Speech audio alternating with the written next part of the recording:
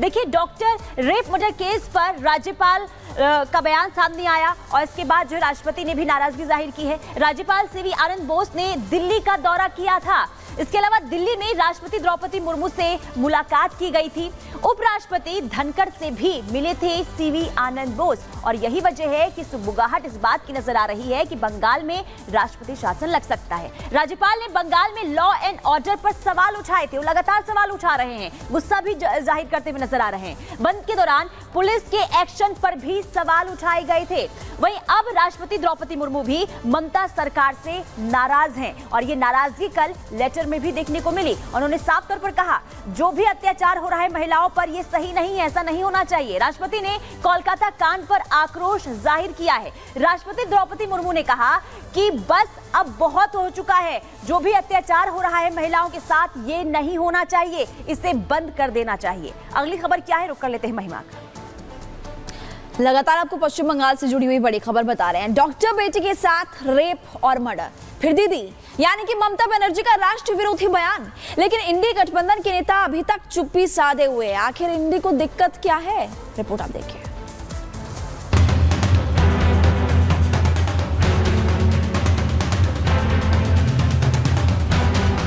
इंडी ने लोकसभा चुनाव में बीजेपी के खिलाफ देश की जनता के खिलाफ नैरेटिव सेट करने की पूरी जी जान लगाई, लेकिन उसके बाद भी जनता ने जब अपना फैसला सुनाया तो मोदी को हराने के एजेंडे से एकजुट हुए इंडी अलायंस को मुंह की खानी पड़ी।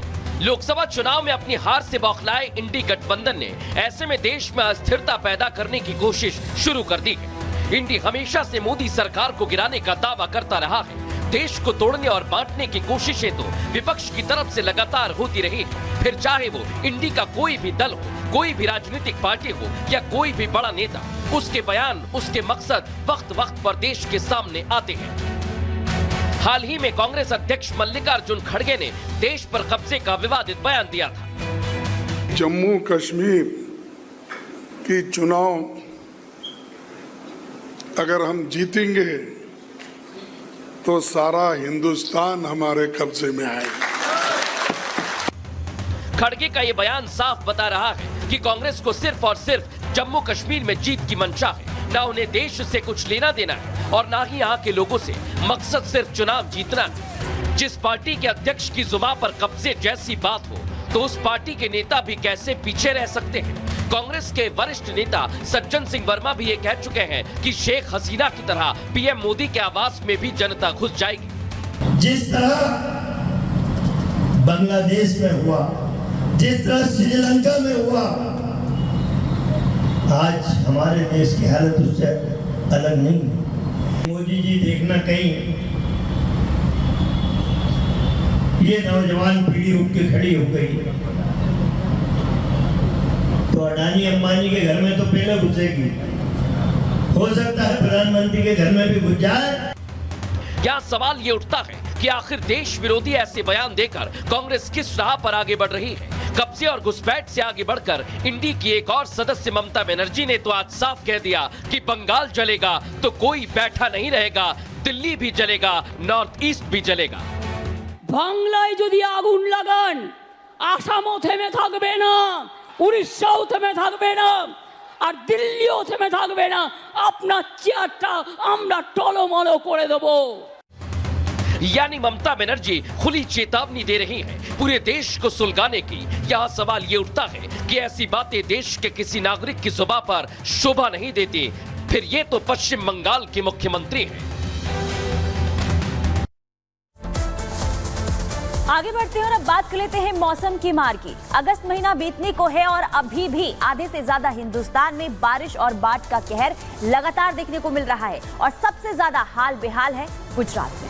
आप बिल्कुल सही कह रहे हैं। गुजरात का वलसाड हो गया, मोरबी हो गया, जामनगर हो गया, अलग अलग जगहों पर इस वक्त हम देख रहे हैं जल सैलाब। लोग वहां के परेशान हो रहे हैं। कुछ तस्वीरें अलग अलग जगहों की आपको दिखाते हैं इस रिपोर्ट के जरिए।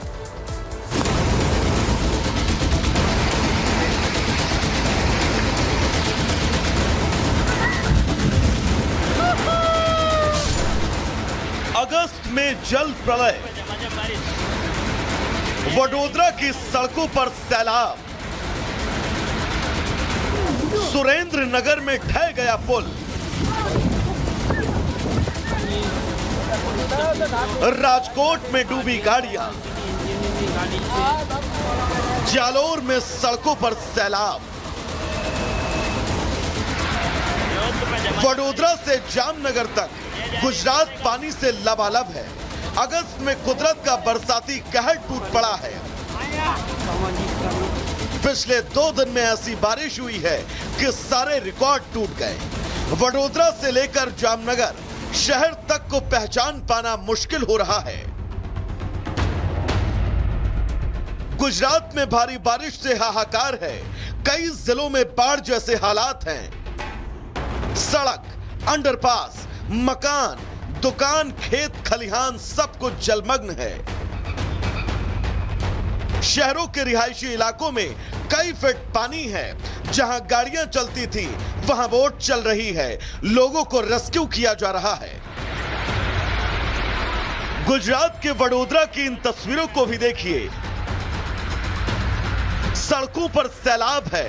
यहां पिछले 3 दिनों में इतनी बारिश हुई कि पूरा शहर समंदर में तब्दील हो चुका है। सोसाइटीज में कई फीट तक पानी है। दुकानें पानियों में डूबी हुई हैं। गाड़ियां जलमग्न हैं। अब राजकोट की तस्वीर भी देखिए। यहां भी हालात अलग नहीं हैं। जलस्तर बढ़ने के बाद अजी डैम से छोड़ा गया पानी पूरे शहर को डुबाने पर आमादा है। हमारे यहाँ ये हर साल का प्रॉब्लम है कि हर साल यहाँ मतलब ये आगे तक पानी आ जाता है। आज मतलब 2 घंटे बारिश कम है तो पानी इतना रुक गया है। पर ऐसा 10 साल से तो मैं यहाँ रह ही रही हूँ, तो 10 साल से यही प्रॉब्लम है। पानी यहाँ कमी नहीं हो रहा है, ना ही कोई निकाल हो रहा है। 25 ईयर्स से ये प्रॉब्लम है, अभी तक सॉल्व नहीं हुआ है।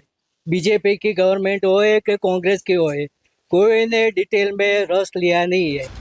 जानकारी के मुताबिक निचले इलाकों से अब तक 5000 लोगों को निकाला गया है और करीब 1200 लोगों को बचाया गया है।